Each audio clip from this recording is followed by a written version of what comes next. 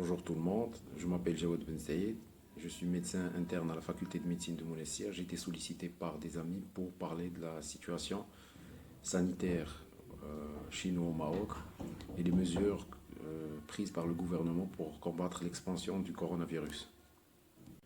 Donc, concernant les mesures prises par le gouvernement marocain, dès le début de l'expansion de la pandémie du coronavirus, le Maroc il était encore en phase 1, c'est-à-dire on était encore à 37 cas.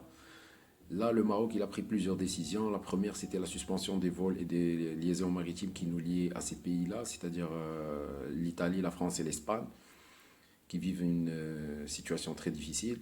Il y a eu aussi l'intervention du ministère de l'Éducation qui a interdit, ou plutôt qui a suspendu les cours pour une date indéterminée, suivi par le Conseil des oulémas qui a proposé au gouvernement la fermeture des établissements de culte.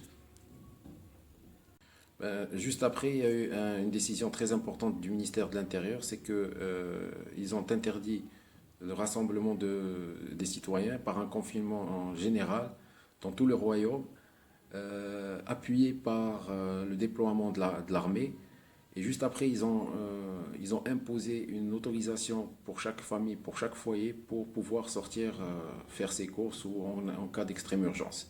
On ne peut pas se déplacer d'un quartier à un autre, on ne peut pas se déplacer d'une ville à une autre ou d'une région à une autre sans autorisation spéciale des autorités. Une autre décision a été prise par le ministère de l'Intérieur, c'est-à-dire l'interdiction formelle des rassemblements de plus de 50 citoyens, renforcée par un confinement général au niveau de tout le royaume, renforcée aussi par le déploiement des unités de l'armée.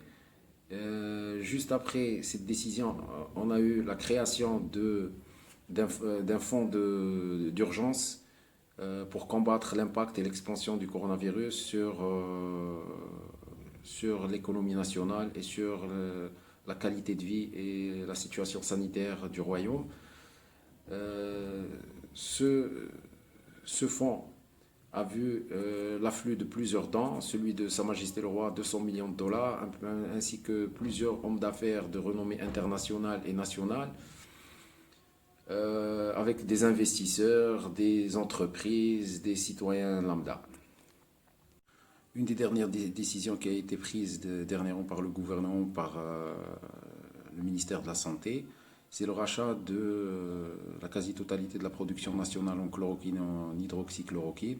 Et maintenant, c'est le traitement officiel des cas de coronavirus au Maroc. Sinon, j'espère pour nos deux peuples, tunisiens et marocains, qui vont tenir bon, qu'on va s'en sortir finalement vainqueurs de cette pandémie. Bon courage, bonne chance, restez chez vous.